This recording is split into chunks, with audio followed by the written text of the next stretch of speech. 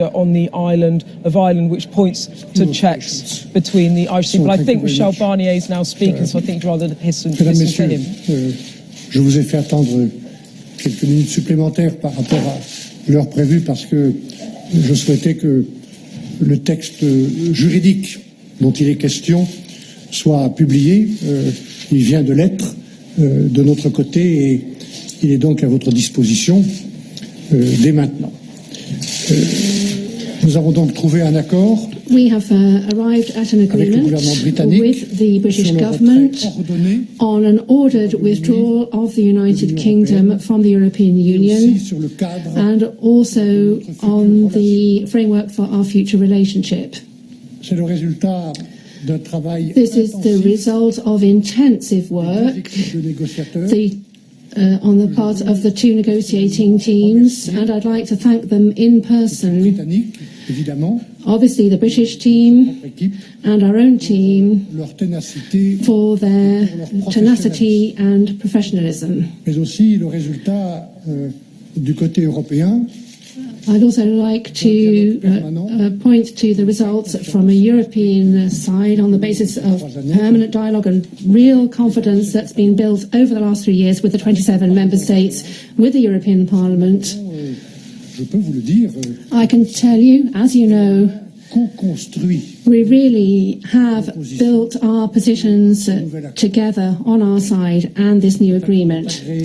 This agreement has been agreed between negotiators with President Juncker this morning with Prime Minister Johnson. He concluded this and he will present this later on at the European Council of the 27. I would also like to offer my personal thanks to him for his confidence over the last 3 years. I'd like to thank President Donald Tusk on the Council side and his whole team. That is who I wish to thank.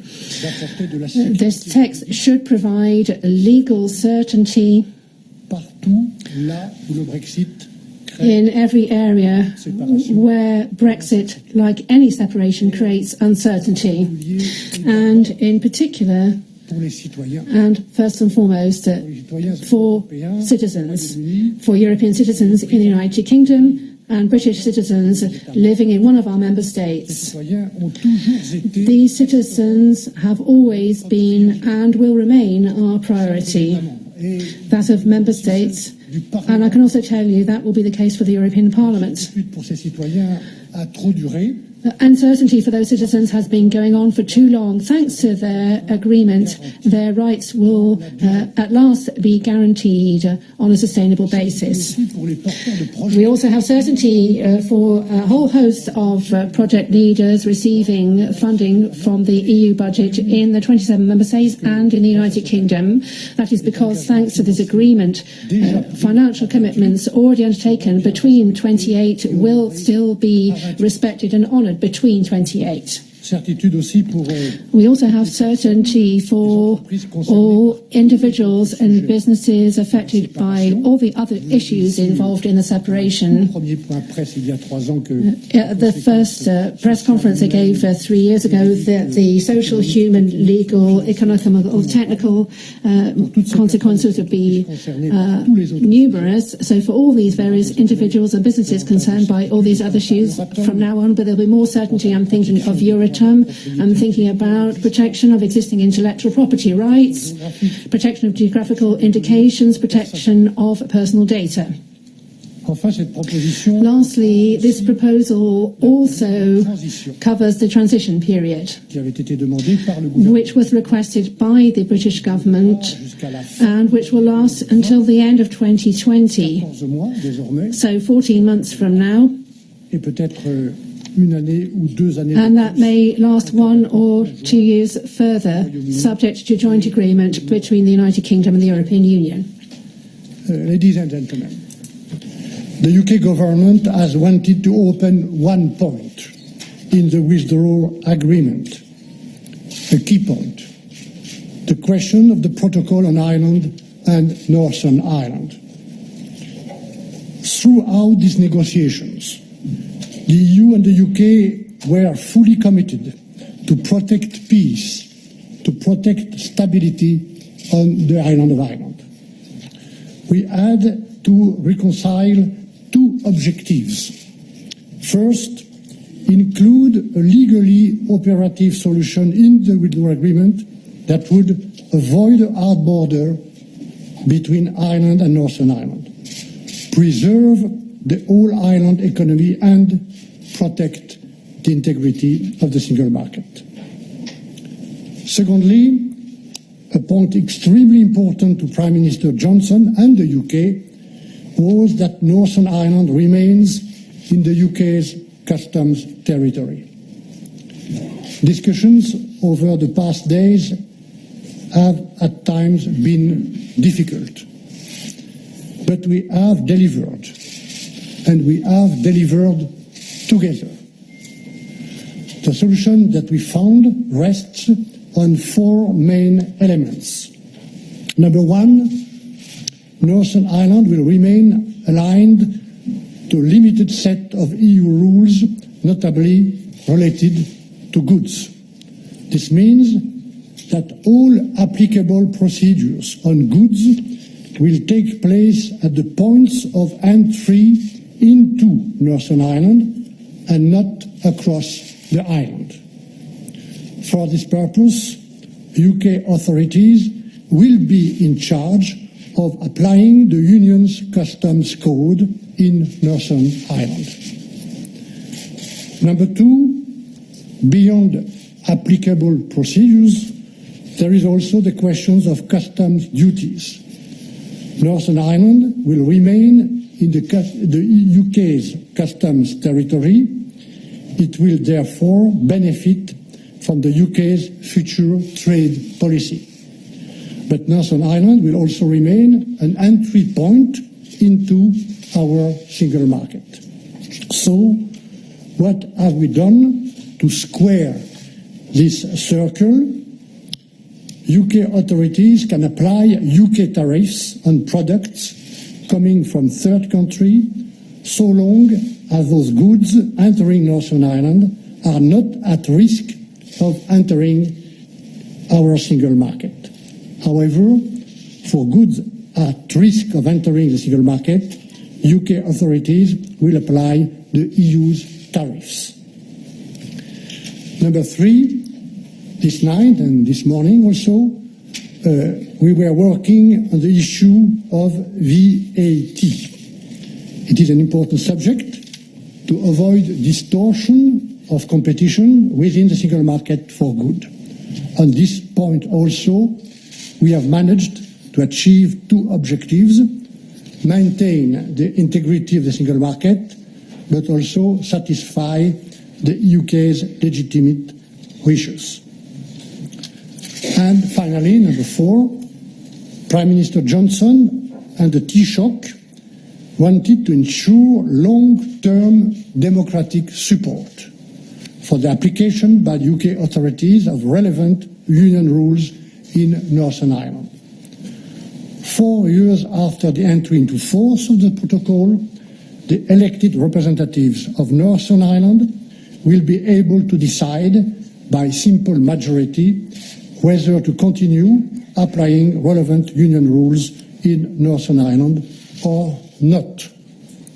This democratic support is a cornerstone of our newly agreed approach. Why?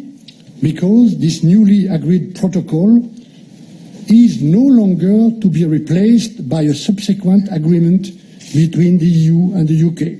So, it makes sense to ensure consent. Ladies and gentlemen, obviously, when discussing Northern Ireland, we talk about the economy, about technical matters, about goods. But let me say very frankly that for me, since day one, since 3 years, what really matters are the people of Northern Ireland and Ireland. What really matters is peace. Mesdames, Messieurs, enfin, au-delà de cette séparation et de l'accord de retrait, nous avons trouvé un accord, et c'est pour moi au moins aussi important, pour réviser la déclaration politique qui devra être adoptée par le Conseil européen et par le Parlement et qui sera le cadre. The European Council and the Parliament. This will be a quite precise framework for negotiations which will now open to rebuild a future ambitious partnership with the United Kingdom. A friend, partner, allied country.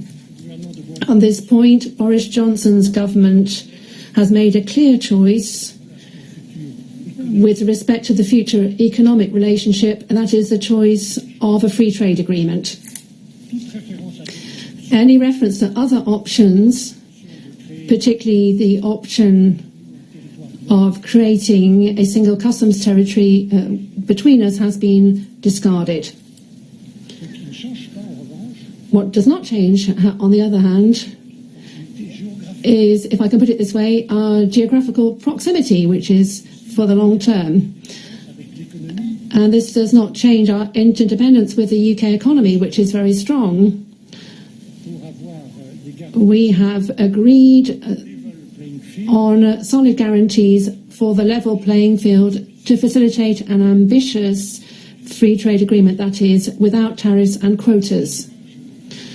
On this point, I would like to testify, having discussed this often when I've visited various parts of the European Union, to the fact that all member states, the European Parliament, national parliaments, and obviously businesses, the members of the business community whom I've met, have paid a great deal of attention and will continue to do so in terms of having a common pillar of standards that will apply at the end of the transition for social rights, environmental protection, state aid, and taxation matters. In sum, the level of ambition of our future free trade agreement will be very much proportionate to the level and qualities of the economic ground rules that will operate between us, the European Union and the United Kingdom.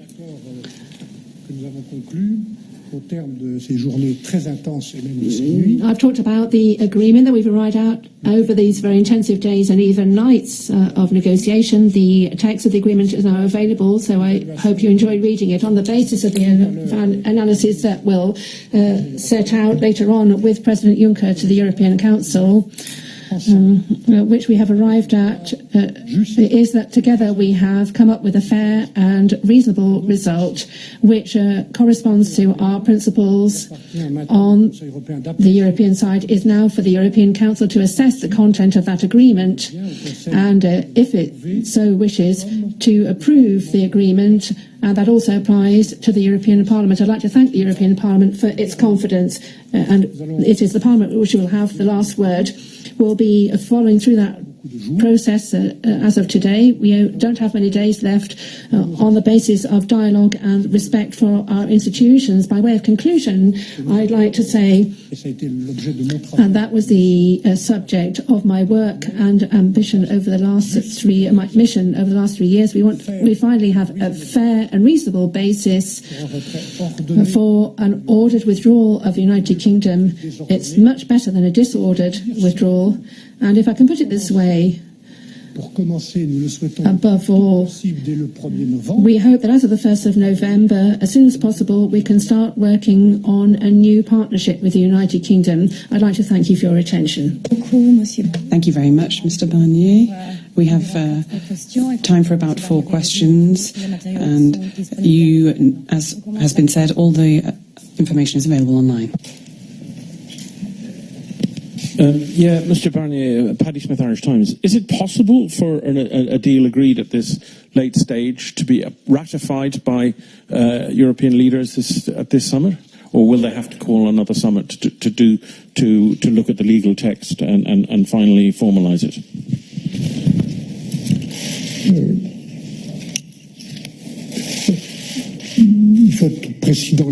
I think we need to be careful about the terms that we use. There will be no ratification. in the Council, but we've done everything we can, including in the past days and nights, to ensure that the Council today will be able to give a favourable opinion on the recommendation that we, together with President Juncker, will give them about the state of negotiations and the draft agreement. It's a draft.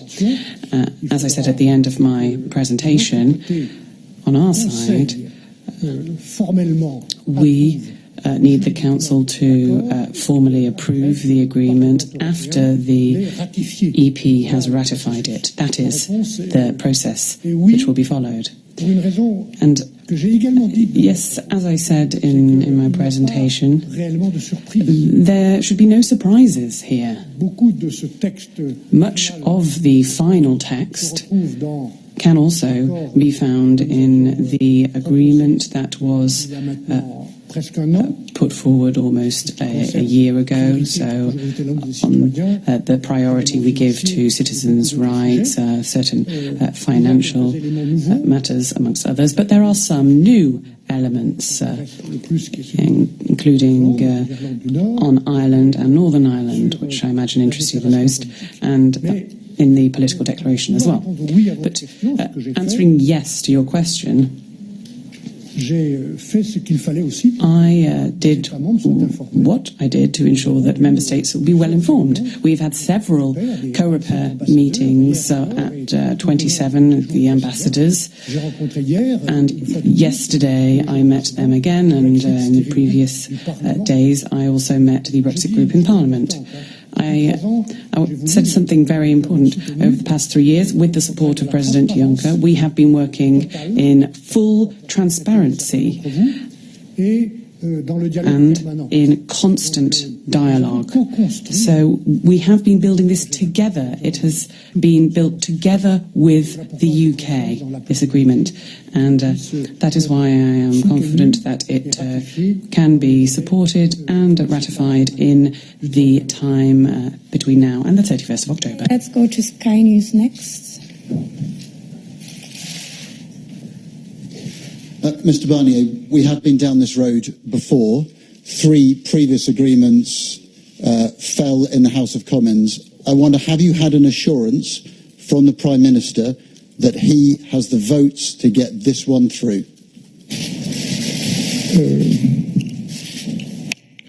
Yes, it's true that we have some experience in this matter. And that is why we use the metaphor of mountaineering.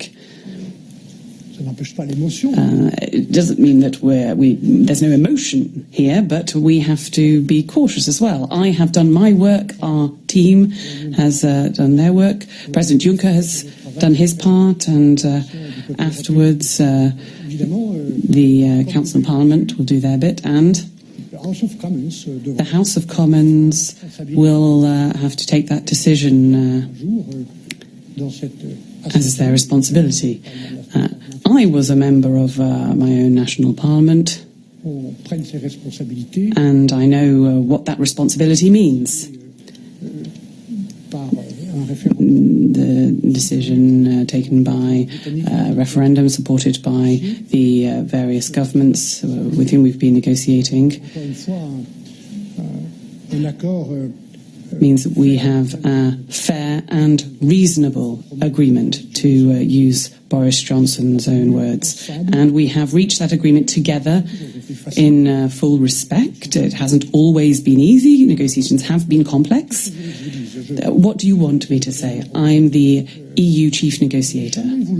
I never wanted, even if some might say, to give any judgment on British political debate. I fully respect those procedures and the debate, which has been a very lively and interesting one. But I never intended for us to judge that. Not our role. Let's have Marcus was next on my list. Follow up on the question before, but did you apparently it played a role in the negotiations whether the British government has a majority for the proposal. Did you get any indications or even assurances that there will be a majority? And the second question, if I may, can you explain who exactly is going to control the customs duties? And if it is the UK side, is it possible for the EU to leave it with the UK to do such an important task? Thanks.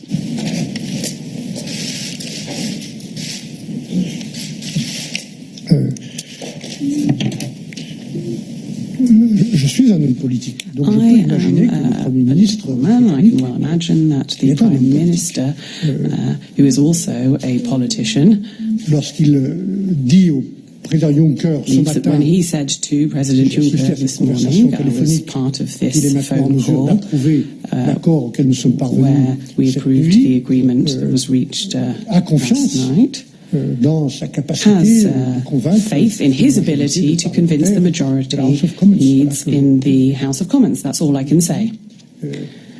He said that based on this agreement and the explanations he intends to give, that he has confidence in his ability to win that vote.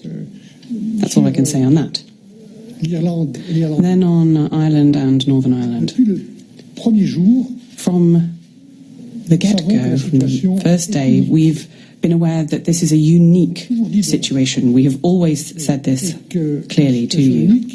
And this unique situation must be dealt with using exceptional solutions. And so all of the questions which our technical team from the task force can deal with, and they will be available in the days to come to answer your questions, to explain the exceptional procedures which have been established to come up with a solution for an exceptional situation. Obviously, the British authorities in Northern Ireland have been working on this together with us and will continue to do so, for example, in customs. Thank you. Okay, please, it's Laura Kunzberg.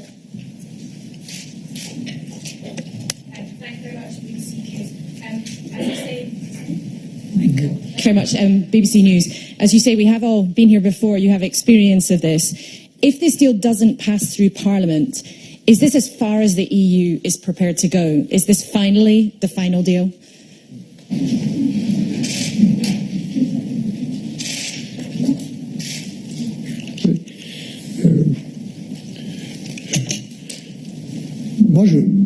Pourquoi voulez-vous que je réponde à des questions qui ne se posent pas? Why are you asking me to answer questions that don't arise? You can, of course, ask the question, but the question you're asking is a hypothesis that Mr. Johnson is not looking for, and we don't desire it either, because we're working on an agreement which is likely to meet approval and ratification on both sides. Nous avons une ligne depuis le début. We've had a line that we've set from the outset. And an attitude, let me remind you, for those who've come to this partway through this very long period of 3 years, I've always avoided working or talking on the basis of emotion or passion, even though I note that sometimes that's not been missing, emotion or passion. I've worked on facts, on legal basis, on reality, to come up with objective, legally solid, operational responses to the countless problems thrown up by Brexit, practically across the board and for practically everyone, specifically in Ireland and Northern Ireland. Once again, there is some margin for addition or further detail. I would remind you, for Northern Ireland, there'll be a joint committee, will have a certain mandate and work. There are lots of instruments which will allow us to carry out this work and to implement it. But I think today's agreement is balanced. It's the best possible one after all the various adjustments that we've made. And major changes, particularly for Ireland and Northern Ireland. We, for our part, have accepted that we remove the backstop and we replace it with a new approach. I said this was a cornerstone, and this justifies the consent procedure, by the way, for the solution that we found for Ireland and Northern Ireland to be sustainable. It has to meet with democratic support, and I think it's legitimate that democratic support be verified regularly. That's one of the conditions. So there have been changes, but we have maintained the line in the interest of the United Kingdom wishing to leave the European Union, the single market and the customs union, and that of the European Union which wishes to remain as it is, a strong single market which is much more than a free trade area. Who wants to defend its interests? And I think we've come up with a good dynamic compromise, if I can describe it, between the United Kingdom and ourselves. That's what I can say. Perhaps one or two questions? D'accord, c'était Jim, le suivant. Okay. Yes, Sam. Sorry. Sam Fleming from the Financial Times. I wanted to ask about the customs arrangements. You've said that the UK authorities can apply tariffs, their own system of tariffs, if they've achieved preferential tariffs compared with EU rates, to products as long as there's not a risk of those products entering the single market. How does this text establish what is at risk and what is not at risk of entering the single market? How can that actually be established? And the second question, looking back over the past week, what would you assess as the key turning point where you felt that a deal was actually possible? Because certainly by the time we reached the weekend, things were looking a little bit dicey, to put it mildly. Where do you think the key turning point came, which unlocked this deal? Thank you. Alors, sur la question du risque. On the question of the risk to the single market, it's true there's a possibility that goods which arrive from Great Britain in Northern Ireland or from a third country via Great Britain as part of future trade agreements which the UK may sign with third countries, that these goods might not stay in the customs territory of the United Kingdom in Northern Ireland, might leave Northern Ireland to then go across the border, entering the single market. That risk exists. And that is why, together with the UK, we have come up with a mechanism to assess these cases where there may be such a risk or not. And the decision on this risk will be based on a number of criteria. I can give you an overview. That will be the work of the joint committee. So firstly, what is the final destination of these goods? If they are consumer goods, then there's no problem. If they are goods which may be industrial goods, which may then be further processed in Northern Ireland and would then go elsewhere, perhaps in the Republic of Ireland, or immediately, without processing, entering the single market. That is a question that will apply as a criterion to every consignment of goods. The value of the goods and the risk of infringement of rules in place. These are all decisions which will be taken in great detail by the joint committee, namely by both the EU and the UK, based on the expertise of the competent officials. And we cannot totally eliminate the risk, but we can try to manage it. You asked about a turning point. If we just look at the last 15 days or so, together with the British team led by David Frost, the ambassador, and by all of the team who we thank, every single member of the team that I have headed up is exceptional. We have had a great number of meetings. We call them technical meetings, but I know there's often a lot of politics behind them. All of these meetings were very useful in helping us to understand what the other side wants. the UK team understood what we mean when we say protection of the single market, consumers and companies. What we mean when we refer to no border on the island of Ireland. I think the turning point, and I'd like to thank them for this, the Taoiseach, Leo Varadkar, and I would remind you that I have also been negotiating over the past 3 years on behalf of the Republic of Ireland, part of the EU and the single market. The Taoiseach has a particular special responsibility, and he is respected, and we listen to him as a member of the EU. But on behalf of the Irish government, a co-guarantor of the Good Friday Agreement, together with the UK, he decided to meet in Liverpool a few days ago, and it was following that meeting that we were able to, for Ireland and Northern Ireland, able to make headway. It was accepted that there would be no customs checks between Northern Ireland and the Republic of Ireland, and we were part of trying to find an intelligent solution to the problems there, and the UK Prime Minister and the Taoiseach came up with the solution in order to ensure democratic support and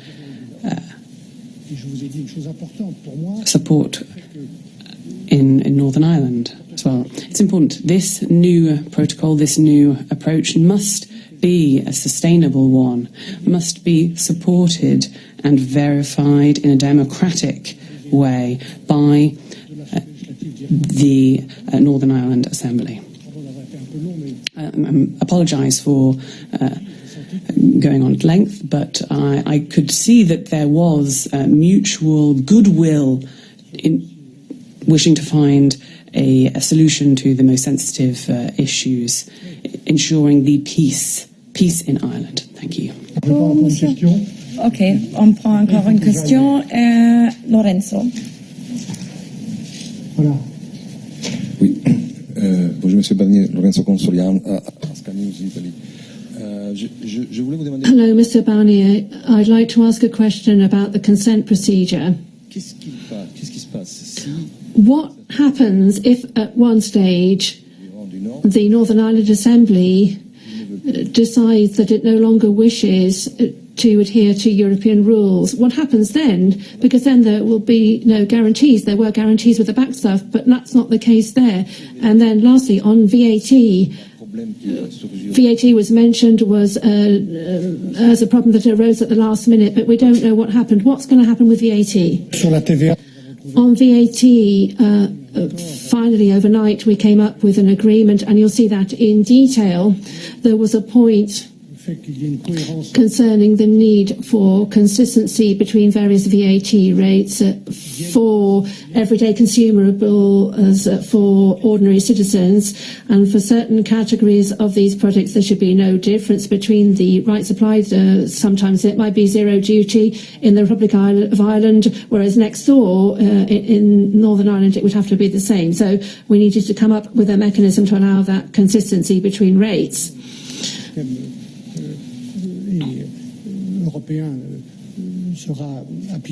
So the European system would apply on that premise in Northern Ireland. So we're concerned about the consistency between the systems.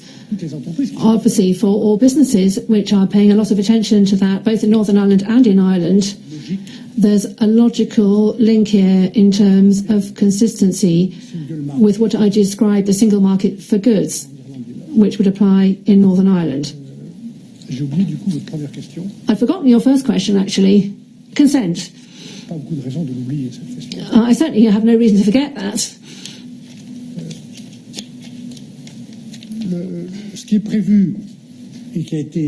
What's set out here, which was sketched out in the discussion between the Taoiseach and the British Prime Minister, would be regular verification.